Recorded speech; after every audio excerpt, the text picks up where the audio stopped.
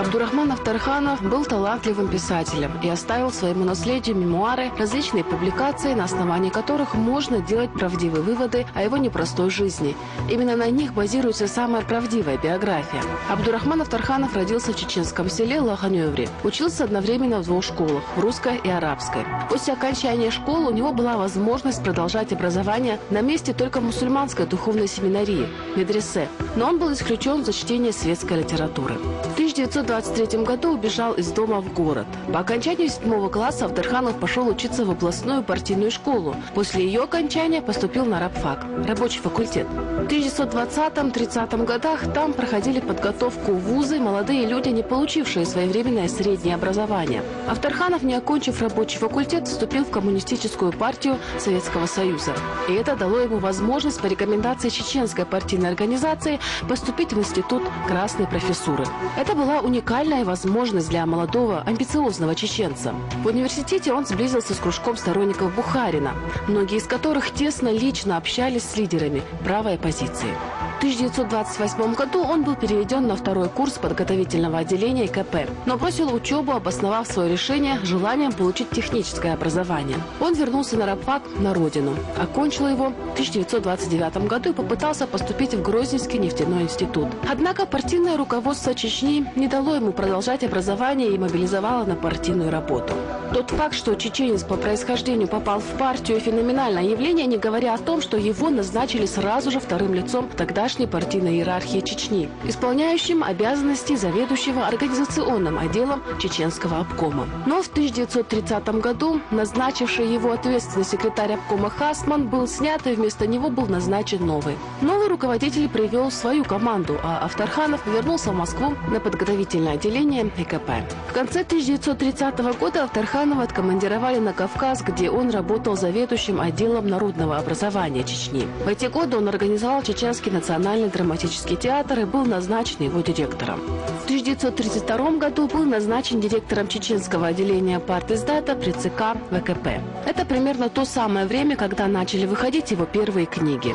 К основным вопросам истории Чечни – краткий историко-культурный и экономический очерк о Чечне, революция и контрреволюция в Чечне, объединение, рожденное революцией. В соавторстве с Яндаровым и Мацеевым вышла книга «Грамматика чеченского языка». Впоследствии его приняли в Союз писателей СССР по секции критики. Он присутствовал на первом съезде писателей. В 1933 году он поступил на курсы марксизма-ленинизма при ЦК КПСС в Москве. А в 1934 году вернулся в ЭКП и поступил в исторический ЭКП, который закончил в 1937 году. После окончания института Авторханов получил направление на работу в Грозный в распоряжение Чечено-Ингушского обкома ВКП.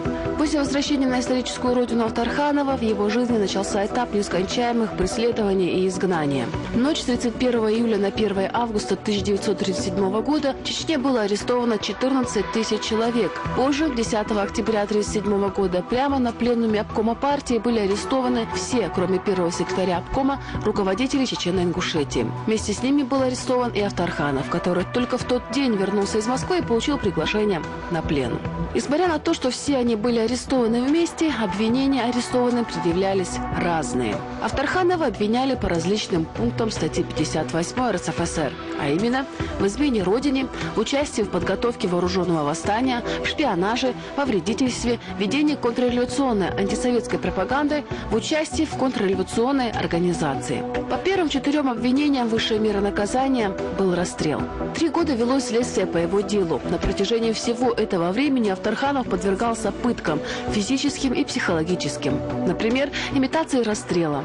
Но никаких свидетельств, которые доказали бы состав преступления, так и не нашлось. 19 марта 1940 года суд оправдал его, но НКВД опротестовал приговор, и он вышел на свободу лишь 19 мая 1940 года. В декабре того же года его вновь арестовали.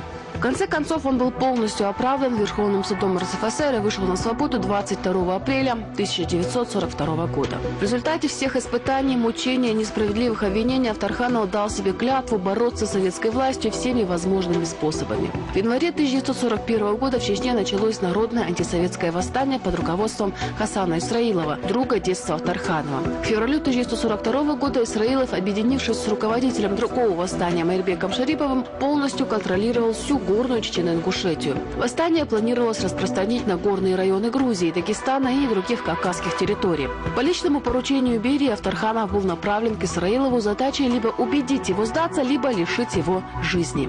Вместо этого Авторханов во второй половине 1942 года ушел в подполье и перешел линию фронта.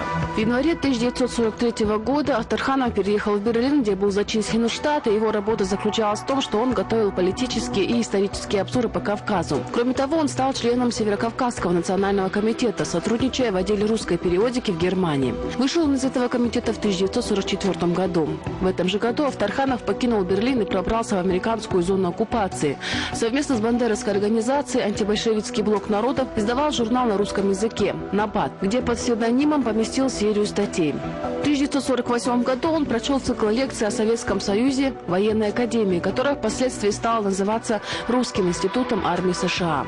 На следующий год он был зачислен в ее штат. Авторханов проработал там до 1979-го. Именно тогда он ушел на пенсию. Он преподавал политическую историю России и СССР, историю и организацию КПСС, идеологию и доктрину советского коммунизма, заведовал кафедрой политических наук и был председателем академического совета института. За многолетнюю работу в американской армии награжден медалью. В этот период он стал одним из самых активных советологов. В 1950 году он был в числе основателей Института по изучению истории и культуры СССР в Мюнхене, а также Северокавказского антибольшевистского национального объединения и его журнала «Свободный Кавказ». Он активно участвовал в создании «Радио Свобода», был организатором его северокавказской редакции. На русском отделении «Радио Свобода» читал курсы, радиолекции «История культа личности», «История партии. Как она была». Вел раздел «Партия сегодня». В 1950 году в еженедельнике «Посев» под псевдонимом Александр Уралов была напечатана его книга «Покорение партии». Книга, переведенная на французский язык, вышла в 1951 году под названием «Сталин au pouvoir» – «Сталин во власти».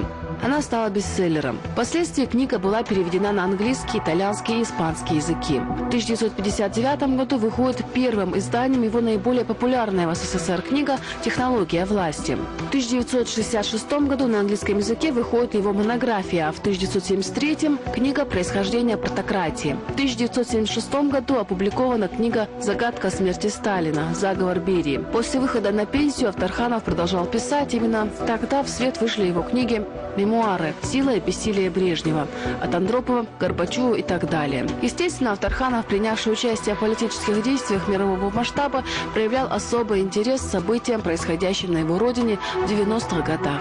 В своем выступлении на радио в 1991 году он обратился к чеченскому народу, призывая не поддаваться провокациям сторонников старого режима, разжигающих рознь между кавказскими народами. Яркая жизнь Абдурахмана Авторханова оборвалась в апреле 1997 года. Чеченец, крупный политолог, борец за справедливость, ярый противник советской власти, коммунистической идеологии и большевистской практики. Абдурахман Авторханов скончался в германском городе Ольсинги, похоронен в Чеченской республике на родной земле.